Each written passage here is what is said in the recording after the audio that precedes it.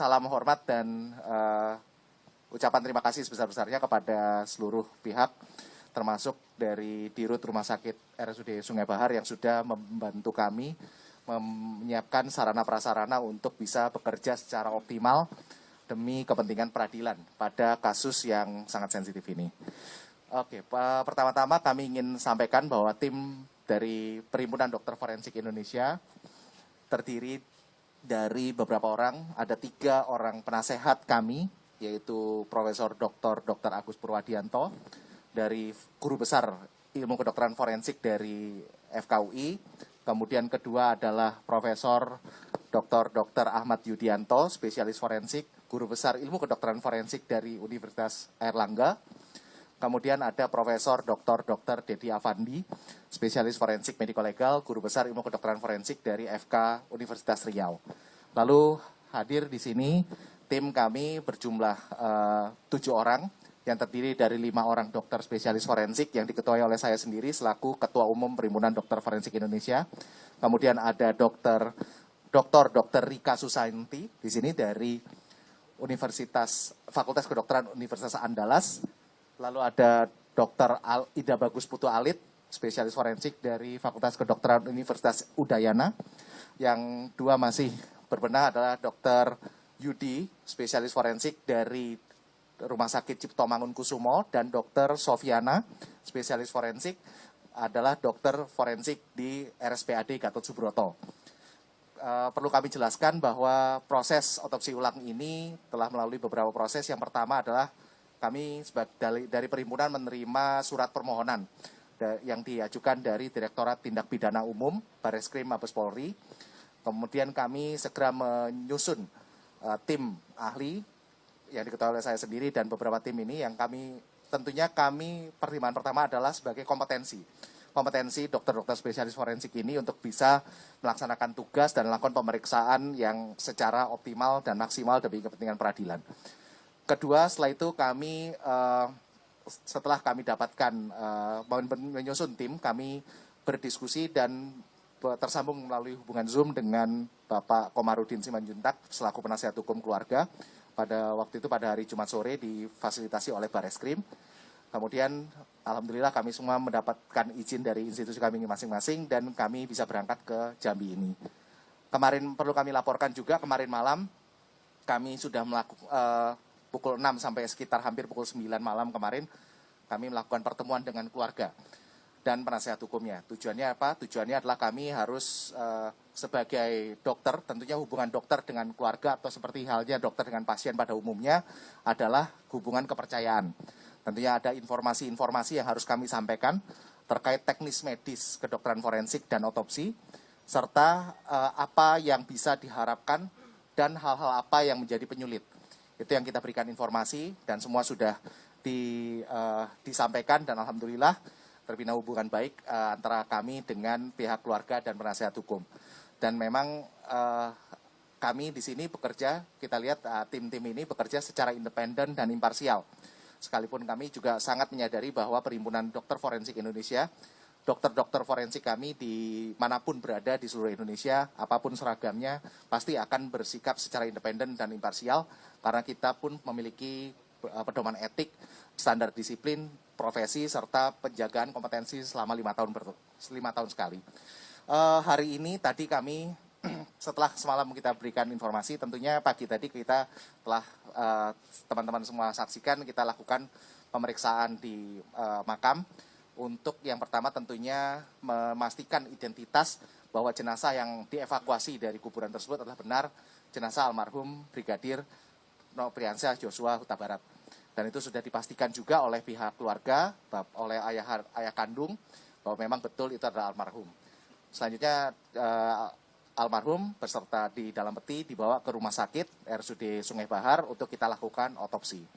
Otopsi pada hari ini kita lihat memang sesuai dengan apa yang kami perkirakan sebelumnya. Bahwa otopsi pasti memiliki beberapa kesulitan. Pertama tentunya jenazah sudah diformalin dan sudah mengalami beberapa derajat pembusukan yang kita antisipasi memang akan terjadi. Namun itu semua alhamdulillah kita bekerja dan mendapatkan hasil yang cukup kami patut syukuri, karena beberapa juga masih bisa kami nyatakan, kami cukup yakin itu sebagai luka, sekalipun ada beberapa tempat yang memang kami akan diduga adalah sebuah luka yang harus kami konfirmasi juga melalui pemeriksaan mikroskopik. Di sini, ya, setelah kami lakukan pemeriksaan, semua sampel telah kami kumpulkan dan kemudian akan kami bawa ke Jakarta untuk kita periksa secara mikroskopik di laboratorium patologi anatomik RSCM. Ya, kemudian nanti itu pasti akan membutuhkan waktu. Kenapa? Karena semua luka pun yang kami yakin sudah benar-benar terjadi, tentunya benar-benar berbentuk luka, harus kami pastikan juga apakah luka itu terjadi sebelum kematian ataupun terjadi setelah kematian. Nah, pada pemeriksaan tadi perlu kami laporkan bahwa memang selain tanda-tanda pembusukan tadi, tentunya kita lihat jelas adanya bentuk-bentuk jenazah yang pasca diotopsi. Mulai dari adanya sayatan untuk membuka kepala, yang biasanya juga dilakukan mulai dari tonjolan tulang mastoid kanan ke arah kiri, serta adanya insisi huruf I mulai dari dagu sampai ke tulang kemaluan.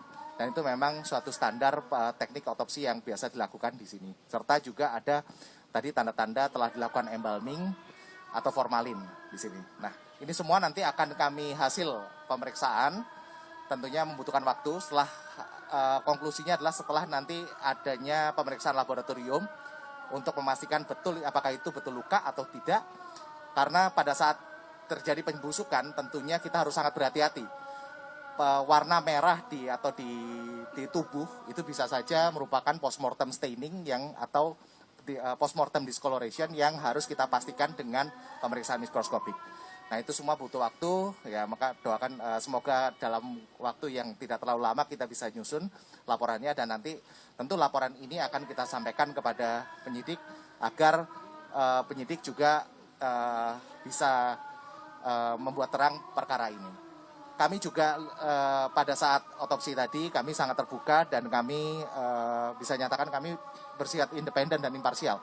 Tidak ada yang menitipkan apapun atau memberikan intervensi apapun. Dan saya rasa di sini kehadiran dari Komnas HAM dan Kompolnas juga menjadi pemasti, ya, mengawasi pekerjaan kami dan memastikan dan memberi jaminan kepada masyarakat bahwa pekerjaan yang kita lakukan di sini secara independen dan imparsial.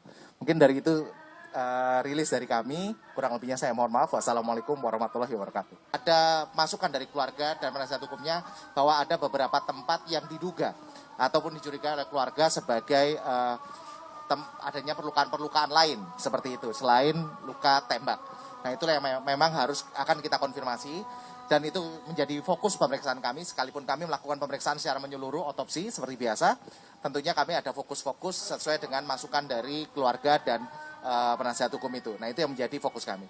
Sampel ini kenapa harus saya bawa ke rumah laboratorium di RSCM, karena tempat yang dimana kami pun memiliki keyakinan bahwa hasil, dan saya rasa semua juga akan menyadari bahwa di situ merupakan tempat yang bisa dijaga integritasnya dan memberikan hasil yang terbaik. Lama pemeriksaan kami perkirakan tentunya antara 2 hingga 4 minggu untuk memproses sampel jaringan itu hingga menjadi di slide dan untuk kita bisa interpretasikan. Jadi 4 minggu itu 2 hingga 4 minggu proses sampel jaringannya. Setelah itu tentunya kami akan periksa lagi dan kami interpretasikan hingga jadi kalau saya boleh rentangnya, saya nggak ingin terlalu menggebu-gebu, mungkin antara 4 sampai 8 minggu lah, ya, sampai keluar hasil yang akan bisa kita berikan kepada pihak penyidik peminta dari ini. Seperti itu. Ya, jadi bagian yang kami periksa terutama adalah tentunya pada luka yang kami yakin sebagai luka. Kami harus tahu itu luka apa dan apakah luka itu terjadi sebelum kematian atau setelah kematian. Lalu juga pada beberapa tempat yang dinyatakan oleh informasi yang kami dapatkan dari keluarga dan penasihat hukumnya. Ada beberapa tempat yang diduga secara penglihatan umum mereka adalah ada luka, maka di situ menjadi fokus juga penelitian kami untuk diperiksa. Tentunya itu harus kita periksa intravitalitas lukanya, apakah betul itu luka, dan kalau memang betul itu luka, apakah itu luka yang terjadi sebelum atau setelah kematian. Ya, sesuai yang disampaikan oleh penasihat hukum, ada beberapa tempat di beberapa tempat yang harus kita cek. Pak Ade izin. Ya, makasih. Pak izin Pak, satu lagi. Pak, berarti ada luka selain luka tembak ada apa ya? Itu yang harus, ya tentunya kita ketemu beberapa luka ya, dan tentunya itu nanti akan kita periksa luka itu terjadi sebelum kematian atau setelah kematian. Yang lain-lain tentunya itu tadi seperti saya sampaikan di awal, adanya kemerahan atau warna coklat kehitaman pada posisi jenazah yang sudah membusuk itu harus diteliti, karena kita harus tahu itu luka betulan atau hanya sebuah postmortem discoloration, atau secara bahasa umumnya adalah pewarnaan ya. Jadi karena proses pembusukan tadi sehingga darah akan mewarnai jaringan sekitarnya. Nah, ini kita harus bedakan dari kedua ini, karena dan itu tidak mungkin hanya kita periksa secara makroskopik, artinya dengan penglihatan saja. Itu harus membutuhkan pemeriksaan mikroskopik.